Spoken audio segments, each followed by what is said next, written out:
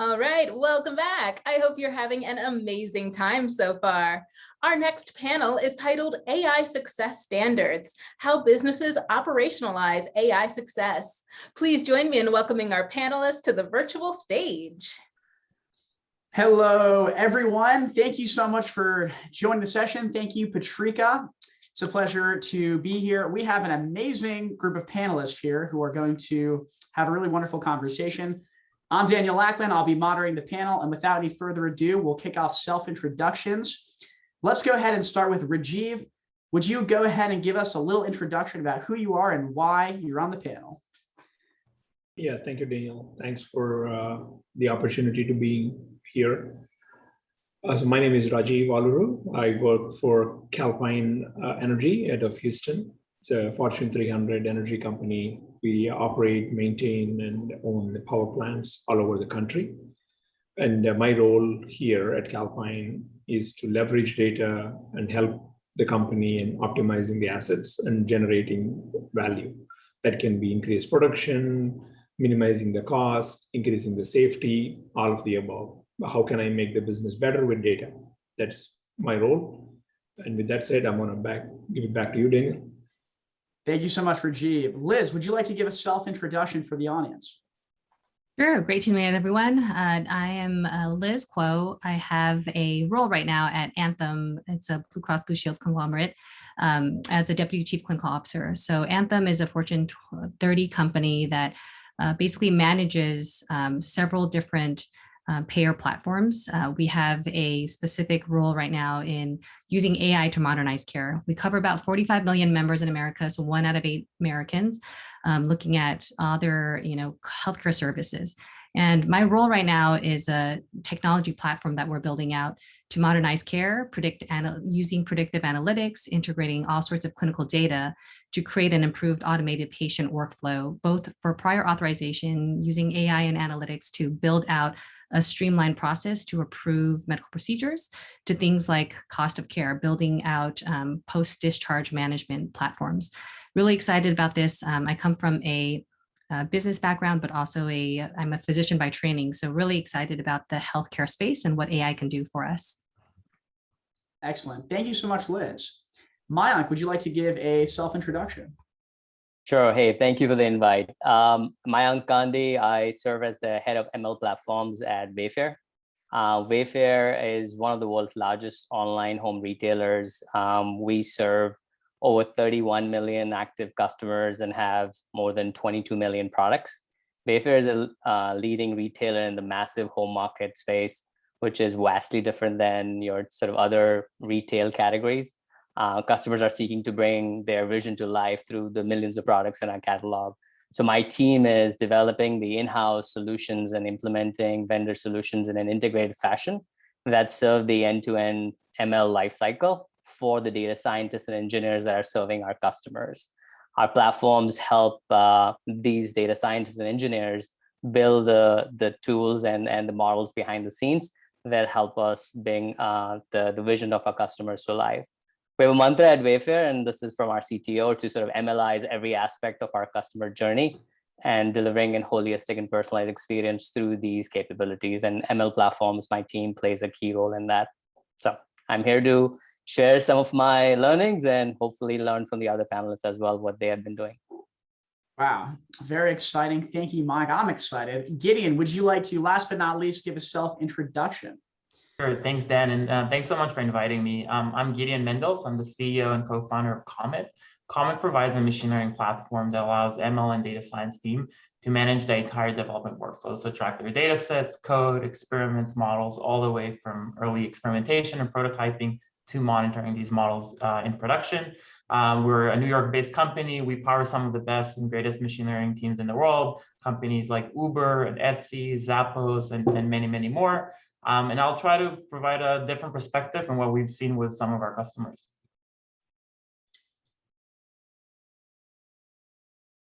Whoops, I was muted. Thank you so much, Gideon. All right, Patrika, shall we jump to question number 1? It is a doozy of a question, but it's very important, and we will get right into it. Okay. So as you all probably know, executives have typically not inherited an AI playbook from their predecessors. how do you currently approach and manage the uncertainty of AI projects in your enterprise? And Rajeev, if you wouldn't mind, I would love for you to kick this question off if you're open to it. Yeah, thank you. So every company is starting on the journey, I mean, depending on what the emphasis is and what we are trying to do. But I would say the three elements that are essential for this journey would be people, processes, and technology. That is the way how I would say the companies are looking at it, or the most successful ones are looking at it. So building the journey with these three elements is the key. That's the first one. And then the second one is roadmap, right? Delivering as you go. That is the key mantra or theme, if you want to call this. But picking the short-term deliverables is also pretty crucial, because it's a newer thing and a newer trend. Sometimes the executives want to see things as we learn.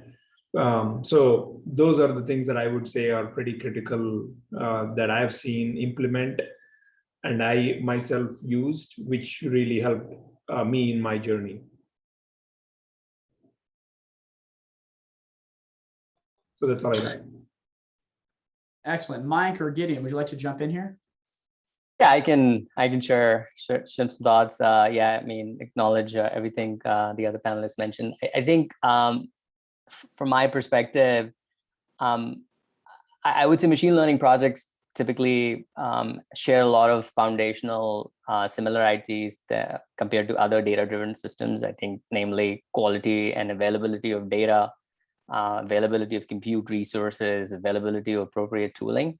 The difference sort of comes for sort of such projects is that the scale and the velocity needed for these projects, along with tooling, is where the differences come in. And for us at Wayfair, the key objective that I have is to reduce the friction and the complexities for our teams, so they can pilot and iterate across the ML lifecycle faster, to be able to take their, for example, models to production faster with low amount of effort.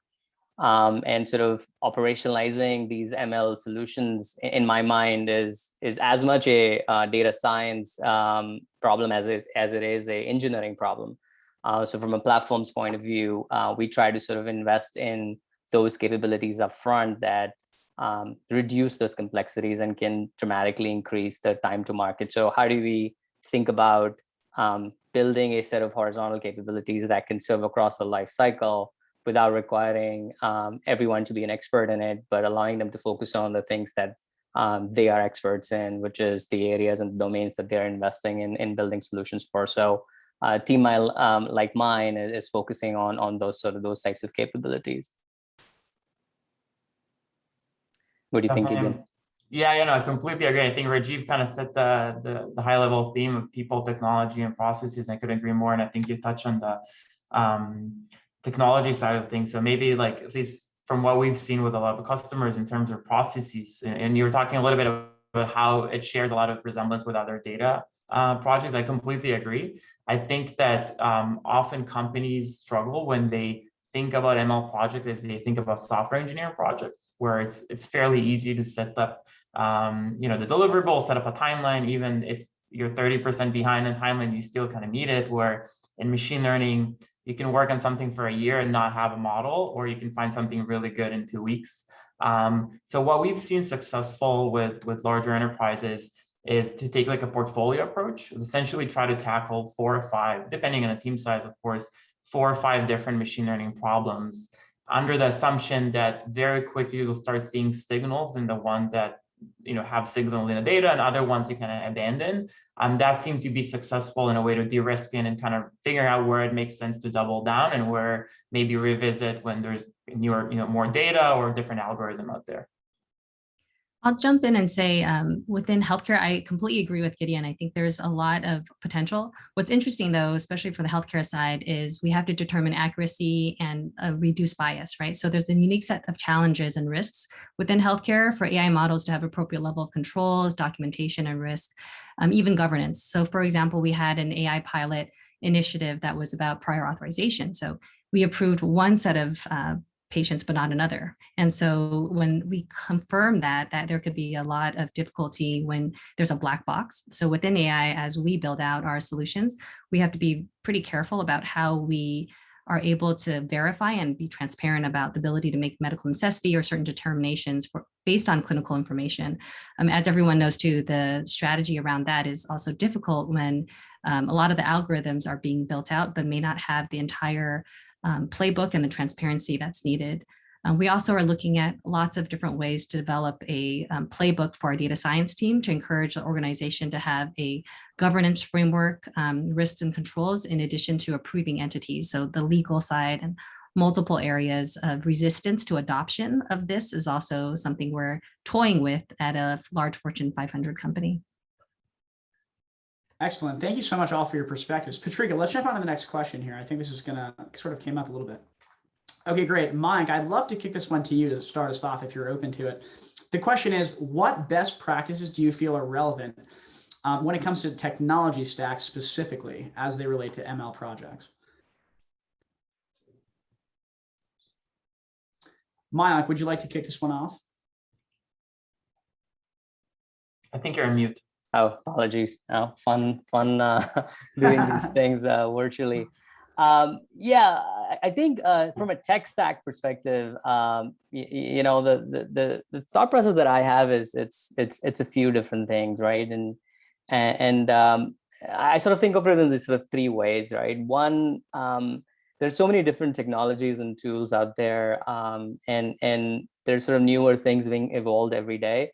My sort of focus has been start with what your teams know, things that the languages or the technologies they're already comfortable with, but instead sort of prioritize how do you integrate those technologies with the rest of the ecosystem within the organization, the data systems, for example. Sort of having that sort of streamlined upfront and invested is going to be a critical part to the velocity your teams will gain. Definitely consider looking at open source solutions out there. There's some amazing contributions. Look at and see how your teams can enhance and contribute back. There's some amazing vendors out there that are doing some pretty cool work before you sort of think about building something in-house. And sort of last but not the least is sort of thinking about how do you bring all of this together in a sustainable fashion? How do you do this over a period of time without creating a lot of point solutions or bespoke things that create technical debt over a period of time? I think to me, those are sort of more critical than the technology per se you choose. It's sort of investing in those things and sort of thinking about scalability, for example, upfront is going to be a critical factor in building these things over a period of time in a successful fashion. Excellent. Really cool to hear. Anyone else want to jump in on this particular topic?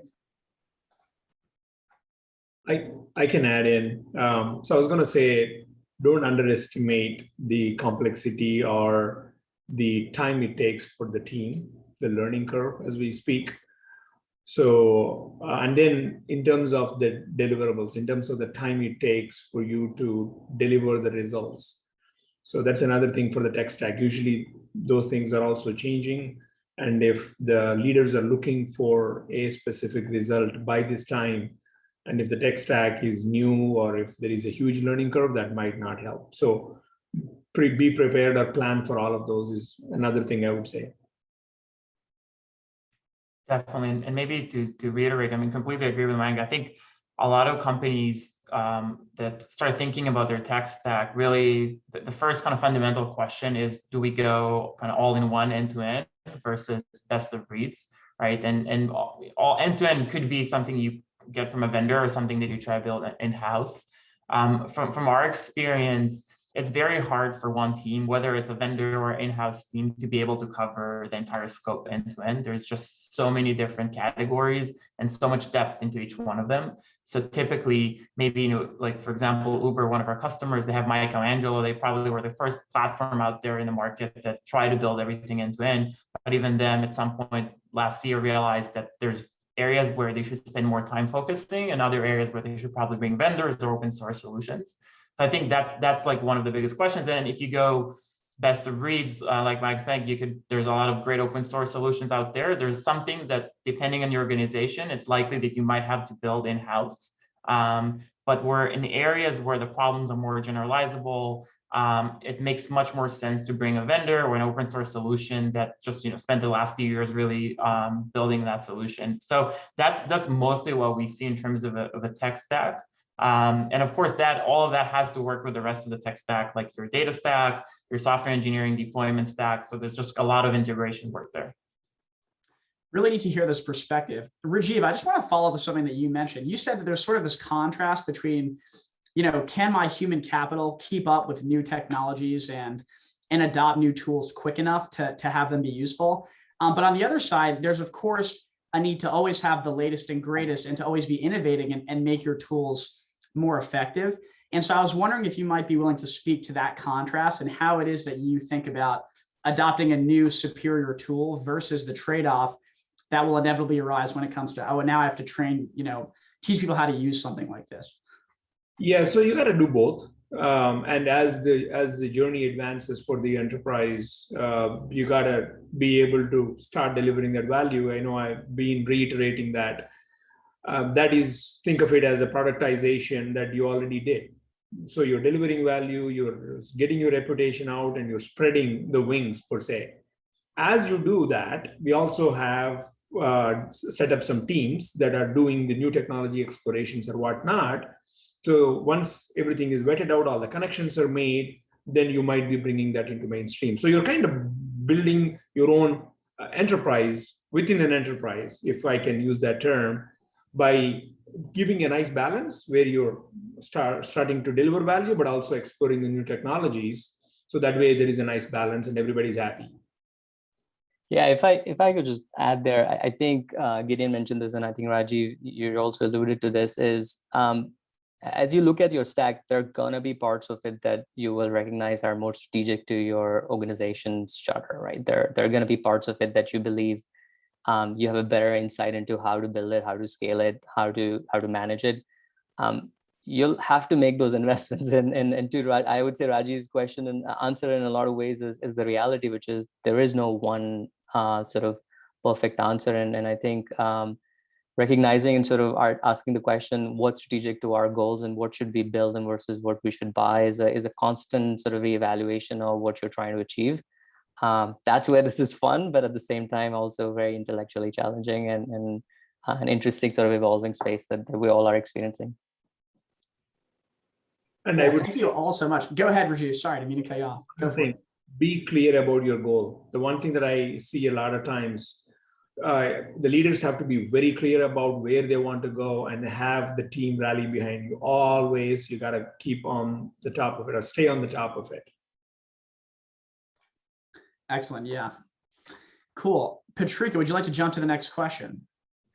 Okay, so switching gears just a little bit. What best practice do you feel are relevant when it comes to the management of data as they relate to AI projects? Liz, I was curious if you would be open to kicking off this particular topic. Sure. We're, there's a lot of interest right now in this space, specifically for healthcare, data. So all sorts of personalized data. Right now, we're very interested in looking at this from managing it. And also there's all things that we're doing for AI to look at the algorithms as microservices. So building a practice to deploy ML models to package them. And so that there's a lot of ability to create reusability and loose coupling and auto scaling and scheduling so that we can look at this as a factory approach. We're also looking at the data and managing it, of course, as we've heard a lot about from across the teams, leveraging the cloud components for agile development. So a lot of the data right now sits in a certain warehouse, but we have multiple areas where we streamline the data into one warehouse. And so looking at the data lakes and how we're managing that has been a key thing for us. We're also very interested in this space because we're looking at multi-pattern data exchange from batch to batch event-based, because we'll pull out data for different reasons that are important for us as we build out these algorithms from unstructured data to structured. So there's a lot of interest right now as we're building out the data itself, but I'm interested to hear how other various industries are doing it, because we're just at the beginning of how much data we're now ingesting. And so curious to hear how other people are doing it. Excellent. Yeah, feel free to jump in, anyone who wants to talk about how their current practice.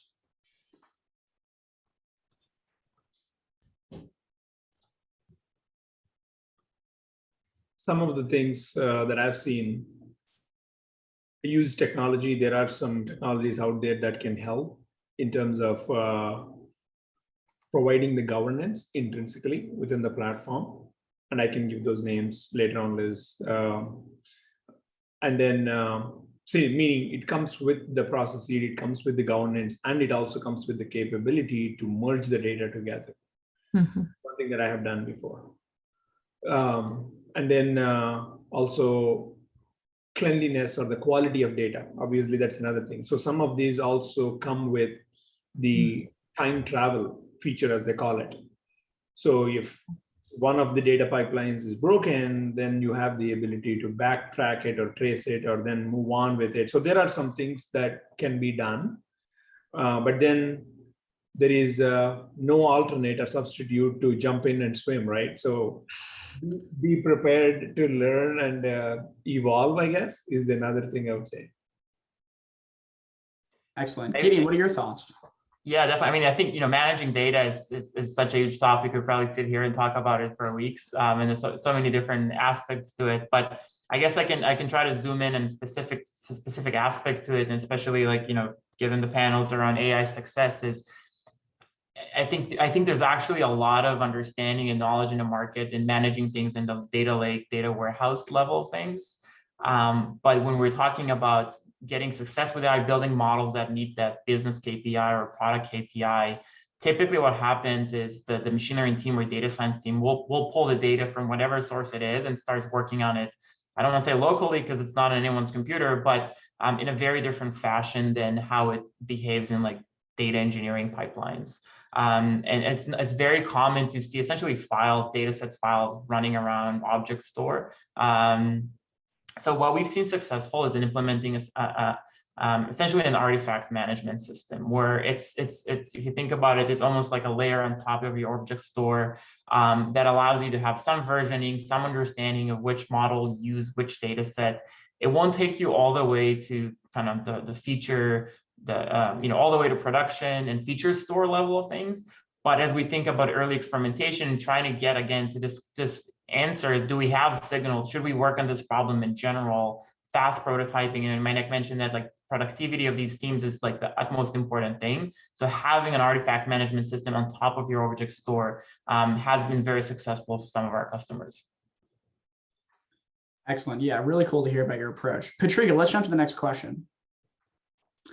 Okay, great. So this question is, what best practices do you feel are relevant when it comes to the regulation around AI? And Rajeev, I was wondering if you would kick off this question around regulation and AI. Yeah, I can speak from the energy industry experience, and there is a lot of emphasis around keeping the customer information private. I know that's the same thing for Liz. She's probably going to talk hours and hours on this if she can. But there are a lot of things around keeping the customer information private and then still able to provide value, best customer experience, and then excellence for the business. So that is what we have to think about, which is totally new for an energy or utility industry. That has never been an issue. Okay, we have the data and it's all internal. We don't have to really merge many things.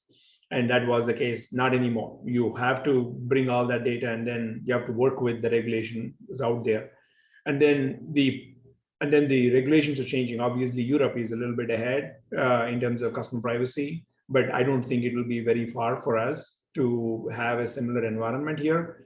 That's one thing. Second, we also deal with energy FERC regulation, which is the Federal Energy Regulatory Commission. I'm sure everybody have their own regulating authorities. Energy being a very critical commodity, electricity being a critical essential commodity that we have to generate. We also have to deal with keeping the assets secure and then make sure that we are obviously very vulnerable. And as you know, some of these security issues can easily crop up if we're not careful. So we have to comply with those regulations. And in terms of with that as a background, some of the best practices for us are try to understand what's out there and how do we actually secure the newer environment, the newer regulations, and how do we comply with them. Try to think about the compliance before it gets you. That's the best way we have seen. So as we learn from the other industries, try to see what if that is something that you have to comply with. And then that way the enterprise or the industry is well prepared and you're way ahead of the journey compared to others. Excellent. Liz, I know Rajeev mentioned you might have a neat perspective on this. Would you like to jump in? Sure. Especially for healthcare, when we are as a payer determining services that people are eligible for, there's a lot of regulation around this, especially as we're explaining algorithm decisions as they impact our members. So responsible AI is becoming such a hot topic. Therefore, the ability to trace back model versions and including the accompanying training data and like equipment manufacturing parts have serial numbers. Algorithms require a specific transparent and traceable product flow. So the model assembly line therefore needs to store a lot of relevant things, right? And so right now, as we're building it out, we're also trying to make sure there's no black box. It's very explainable.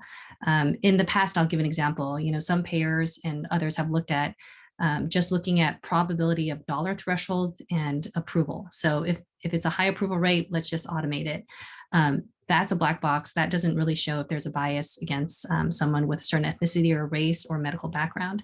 So instead, now we pull in medical data and we look at guidelines and we say, based on these guidelines, the algorithm can show us, they pull the records from the medical clinical documentation. And now it can streamline that process. There's also a lot of build right now within the AI space of looking at how do you reach out directly to a member if we know that they may go to the ER or be at risk of a certain disease. Where do we offer more services and fewer services based off of that prediction? And that's where we have to also be very transparent in who we're reaching out to, why we're reaching out to them, what's the basis for that judgment. Really interesting to hear. One follow-up I have for you, Liz, because you mentioned black boxes. I mean, do you feel that there is any role that such a model might be able to play anywhere in the healthcare system or in your business? Or do you feel that at this point it's safer and therefore a better bet to basically eliminate any sort of black box model from the equation? Just curious on your thoughts. There's definitely lots of use cases in healthcare for AI that doesn't require a complete transparency when it's, member to member. Like there's lots of things right now happening with drug development, leveraging AI to build out drug models. This is just, as de-identified data, looking across the board for genetic screenings. So clinical trials looking at that. There's all AI supporting medical imaging analysis. So they're decision support tools for physicians, but physicians can still decide. But they allow them to hone in on a certain part of the image. There's also ways that AI is developing not only drug development, but also things such as analyzing unstructured data, which is great. So there's plenty of use cases for a black box to occur. It's more so when it affects a member directly or affects the patient directly. That's where as a payer, we are very careful in how we deploy that algorithm and the transparency around it. But regardless, I'm very excited about AI across the healthcare system because there's a ton it can do that, in my mind, doesn't necessarily need complete transparency. I see. Thank you so much for following up on that. Maybe this is a question for Rajeev, maybe for Liz. I'm not sure. I guess both of you have talked about how the regulatory framework right now is continuing to be developed, right? And so I guess I do wonder where when you say you're Rajeev, for example, you're forming expectations about regulatory changes you expect to happen down the road. Are you taking your cues from different countries? If so, which and how are you making those decisions? If not, how are you making these decisions about what you expect to come moving forward? Yeah, as we touched upon, GDPR is definitely ahead of us, right? So there is a lot to learn and to help the situation. Technology companies such as Microsoft, Google, all of these companies, they have huge presence in these areas. So we work with them to understand how we can use some of these lessons and then build customer privacy rules or regulations around us before even it becomes a compliance for us, as an example. That's one way. Another thing you could also do, talking about the customer bias, because some AI can intrinsically bring biases, right? So with us providing an essential service to the citizens, we don't want to, for the operation excellence, you might come up with a certain group of people who cannot pay their bills. Okay, so, but you got to be aware of the bias that the model might carry. As a result of that, you will have to come up with your own internal recommendations, knowing the nature of the business and knowing what it is, so that the model doesn't necessarily pick a certain community, certain area, and things like that. So it's both, as I would say. I mean, look at outside, but also look at internal. You know about your business a lot more. And then if you know that there is bias associated when you leave it with no range whatsoever or no guardrails, that's not a good sign. So that's the way how I would put it. Excellent. Yeah, I Liz, do think. something. I didn't mean to cut you off. Oh, sorry. Go for it. No, I was just going to mention, we take our cues from not only the government, so there's a lot of CMS guidelines on things that we should be doing with AI, looking at opportunities for innovators to demonstrate how the tools such as deep learning neural networks can be used to accelerate development of all sorts of solutions. But they do have, as Rajeev has mentioned, there are very specific areas, even Europe and others, that have become more, I would say, aggressive about making it transparent and what data we're consuming and how it's being used. So we are starting to, open up this amazing Pandora's box, but it's also very important for us to make sure we're not, from a healthcare perspective, denying certain things and allowing other things to happen without some transparency around it. Excellent. Thank you so much for your responses, everyone. So, Patricia, let's jump to the next question, if you wouldn't mind. Excellent. Okay. All right. So for anyone who is, a senior leader or a business leader at a big enterprise company, this is most likely on their minds. What best practices do you feel are relevant when it comes to making AI scalable? Mayank, I'd love to hear your perspective in particular on this, if you wouldn't mind starting us off here. Yeah, absolutely. Scalability is such a key attribute for machine learning, all the way from when you think about data processing, ETL, to training and serving models. It's inherent in how successful your engagements and projects will be.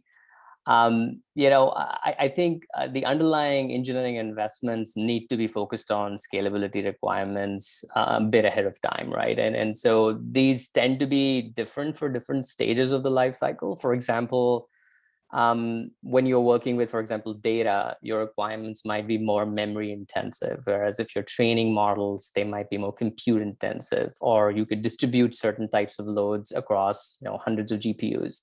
And so sort of working with your data science teams to sort of uncover the business requirements that are driving that particular model and what sort of latency requirements might be associated with it or other sort of needs associated with it early on is going to be a key aspect to it. It's what I would say, like, you have to plan for it. You can't bolt scalability on later. So you have to invest in sort of making the appropriate ML frameworks and the underlying infrastructure usable and available. So partnering with, so not only thinking about the requirements and working with your data science and business teams ahead of time, recognizing it's a key important aspect, it's also important to partner with any sort of internal teams that are focusing on your infrastructure or data systems to make sure you're sort of thinking about these challenges. Unlike most systems, machine learning applications and use cases evolve. The data changes, the data's nature changes. And so the scalability aspects of it across your lifecycle, across the stack is important. And you have to think about it in those categories very sort of meticulously upfront, thinking about those scalable architectures. So very much think it's an important aspect, partnering early, thinking through what your needs are and thinking about the sort of the variants, so varied needs across the lifecycle are going to be key in sort of building those applications scalable. Thank you so much. Yeah, would anyone else like to jump in on scalability, this topic? Yeah, I could add, take maybe a slightly different interpretation of the question. I think, Mayank was referred to like the scalability and the engineering scalability, or essentially how do you take a model and serve it in scale, right? But when you think about a large organization, there's also the question, how do you take your 1, 2, 3 successful model and, as I said before, MLize everything else, right? How do you get from 1 to 100 models? And a lot of the challenges there typically comes with the fact that, you might have like a business leader that is very well aware of the challenges and the things that needs to be solved, but might have less exposure of what's possible to solve with ML. And then you have the data scientist that knows really well what's possible with ML, but might not have enough visibility to the actual business problem. So finding that intersection between two is critical. And organizations that we've seen, customers that we've seen that figure that out, are just rolling out models in pretty impressive pace. And it takes different shapes, right? It could be like bringing everyone to the same room. It could be like putting data scientists within line of business. There's a lot of organizational approach on how to handle that. But finding that intersection in the right way to your organization is very critical if you really want to have, scalable AI across the organization, across different products and departments. Yeah, I would agree with Gideon. There's so much that needs to be done when, instead of building a specific workflow and for each individual model, we have to think about how we consider the models that are not developed, so that it's not just one-off but required ongoing maintenance and retraining. So doing it at scale repeatedly for thousands of models requires a fully standardized and automated assembly line type work that can replicate new solutions. So definitely interested in trying to build that out right now. That's more agile. The other thing that we're looking at is making sure that there is there's a process, like a step towards standardizing the way that we reduce variance in almost like the manufacturing process. So like the Six Sigma process of looking at the upper and lower limits of quality to have a lie beyond certain standards. So we're definitely looking at that when we're building out our AI models. And there's all interest in, of course, like auto scaling and portability of these models too. So we've been spending a lot of time in this space as we're building out our prior authorization process. And I would also add that at the end of the day, we have this term DevOps, which is essentially building and continuous integration deployment. These are the terms that were being used in the last decade or so for developing various applications. But now as we bring machine learning into some of this, obviously the ML ops as a category, now that is ML coming into like entering the highway. Like imagine you on the ramp and whatnot, but now you're entering the interstate. Now think about cybersecurity, think about the enterprise trying to rely on this. And now you have to have a structure which includes maintenance, model development, ongoing support, and then scalability is the infrastructure supporting all that. So that is another thing I would say. Again, think about you merging that freeway where enterprise is going, right? Enterprise wants you to come in and join, and then we want to get into this ML ops, constantly serving models like the Uber, for example, right? And it's a different mindset, right? You're actually going from probably one freeway to the other, maybe one way to it, a faster freeway perhaps, or maybe a small town to a real interstate sort of thing. So those are the things that we have to really think about. What are the things that you need to get to that level? Excellent. If I may follow up with a few things. So Mayank and Gideon, I believe you both talked about collaboration being really critical between data science teams and business folks. They each bring an important component of this to the table.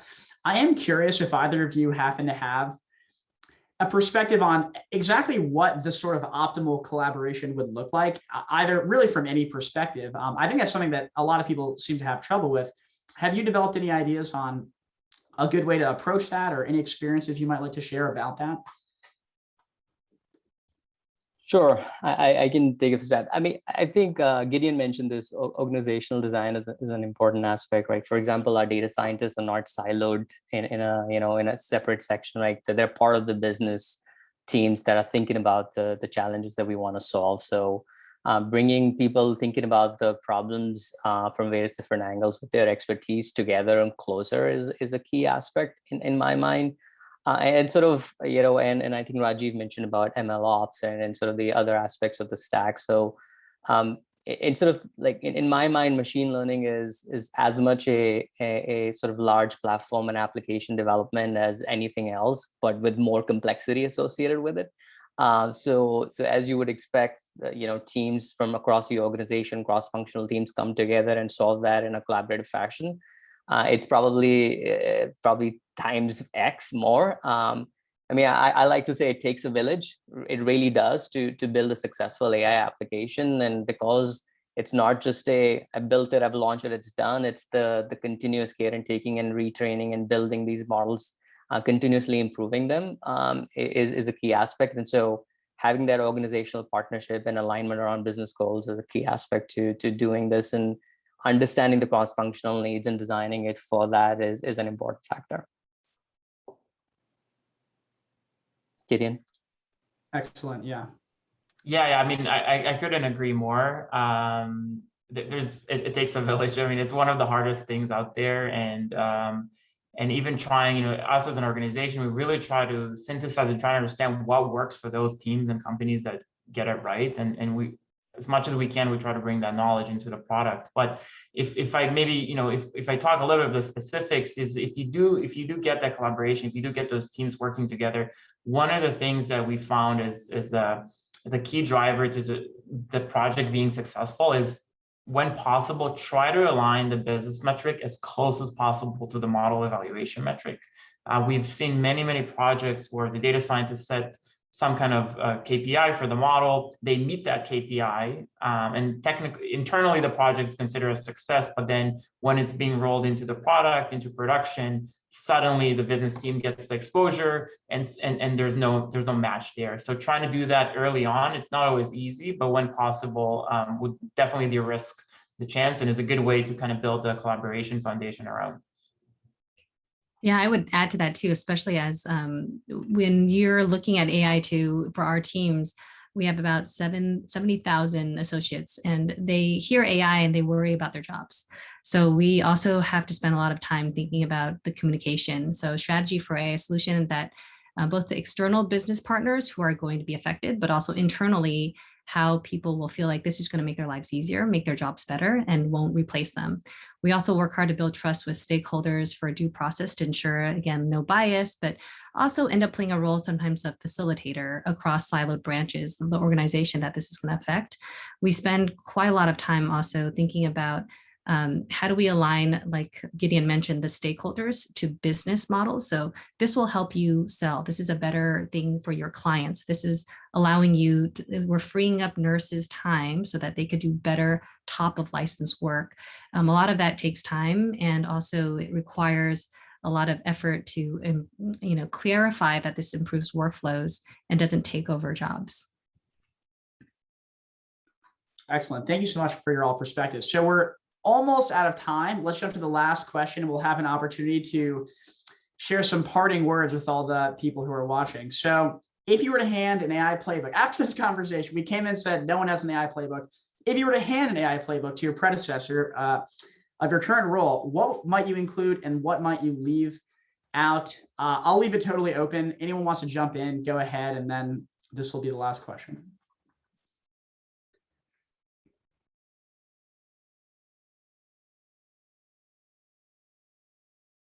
All right, I'll go first. I think pretty much echoing everything we just already spoke about today. I think that's essentially what I would summarize. It takes a village, right? I mean, I would sort of say that again. Like the cross-functional partnerships are key to it. So any sort of handbook, playbook you build needs to be aligned around business goals and making sure that the right stakeholders are bought into it, and you're bringing them early and often to the table to talk about any sort of changes in the direction is going to be key. Scalability, engineering scalability, as well as the velocity of delivering these models in an iterative fashion. Machine learning is not a one and done thing. It's an iterative life cycle, and how do you build for it to sort of enable that velocity for your teams is going to be a critical factor. And sort of last but not the least is just think about data. Like the data is without data, there is no ML or AI. And so how do you sort of connect the dots within the organization? That's usually is the hardest part to overcome for organizations, is how do you connect the dots and make them usable, available, and in a quality fashion that your data science teams can get some benefit from it. I would say this in closing, like a colleague of mine once said this, like, which is to build sound architectures for machine learning and platforms and data capabilities. Pessimism will always win optimism. And I think Rajeev, you mentioned this a little bit earlier on. And to me, what I take away from that is be aggressive with your goals, but also be realistic in the investments you need to make, because a lot of this stuff is hard to make it happen. And it's very rewarding when you get it right, but it's also a constant investment, making sure that you're not taking on debt, a technical debt, you're not sort of continuously improving things, and you're building it in a sustainable fashion. So that's essentially what I would say would be the top 3 or 4 things in my mind as a playbook. Yeah, let me jump in now. Mindset. Think like a tech company. Pick another example or a group of companies, how they are changing day by day, year by year. That's another thing I would say, but also lower level, be flexible about it, because the world landscape is changing very, very quickly. So one of the other principles, because of the nature of the change and the dynamics of it, be open about it, because this is a playbook, right? So what did you learn? Be open for change. And then as the journey advances, the use of technology for a process has to be applied as necessary, meaning for the front end of the process. For data engineering, it might be one thing, but then when you're actually using that to democratize the models, it might be a totally different thing. But listen to the business, listen to the needs of the business, align the entire roadmap and the deliverables with the business, constantly do that. Be ready for a change, and with a focus on delivery and change for internal and external factors. Yeah, maybe I can jump in and really kind of reiterating a lot of the things that was said earlier here. So I think the first thing is that I would say is have set up a machine learning platform team like Mayank runs at Wayfair, a team that can really own the entire infrastructure, the tooling, everything you need to be successful. Like have a clear owner of that. Second thing, which again, repeating what I shared before, is take a portfolio approach when deciding which machine learning and data science problem to work on. That's probably the biggest thing I could say that will help you de-risking and eventually be successful with ML. And then maybe a small advice for like the people who are really hands-on working on these models, always try to start with a very simple, typically a linear model before jumping to the more advanced models. You get out of the box explainability. You can do feature understanding, and very quickly can actually know if there's value in working on this before jumping to something that's much harder to scale, much harder to serve, and takes a much longer time to develop. Excellent. Liz, any final thoughts? Yeah, I think about 4 or 5 high-level points, right? So balancing feasibility, time investment, and value is really key. Pursuing initiatives that are unduly difficult or require more than a year sometimes can fail, cause the company to not want to pull out AI or build AI. Budgeting as much for integration adoption is important. I think the second point is anticipating unique barriers to change. So change management is hard. A lot of companies struggle with this. So explaining why and setting this up for success with aligning with the business key leaders is important. The third is allowing you to create a culture from rigid and risk averse to sort of agile, experimental, and adaptable is what the vision should be. I think that way you set the goals for this is going to take some time. The fourth is sort of thinking about experience-based, leader-driven decisions to showing the leaders this is data-driven and this is decision-making at the best level will really align the stakeholders. And then last thing is it takes a lot of interdisciplinary collaboration. So instead of it being broken down into silos, the data science team driving everything, you have to work across the organization to really make it successful. Amazing. Well, attendees, I hope you were taking notes just like I was. Thank you so much for joining the session. Panelists, thank you. Over to you, Patrika. Amazing. Thank you all. Liz, Mayank, Gideon, and Rajeev, thank you so much for participating today and sharing these incredible insights with us. And a special thank you to Dan for moderating and keeping us on track. All right, well, I know this has been an awesome session, but it's time for you to head to your next one. Along the way, make sure you accept your connection request and take some time to check out our amazing exhibits. Thanks so much, and we'll see you around.